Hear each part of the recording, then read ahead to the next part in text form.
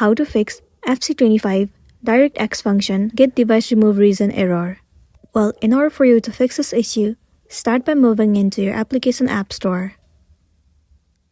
Once you're in the home page, in the search bar, search for EAFC25 Mobile. Scroll down and move into this app. Once you're in this app, you have to make sure that you are using the updated version of the app. If not, then you should see the option of update. Simply click on update and update your app to the latest version. Once you've got the updated version, the next thing you want to do is move into settings, head over to general, and then move into iPhone storage.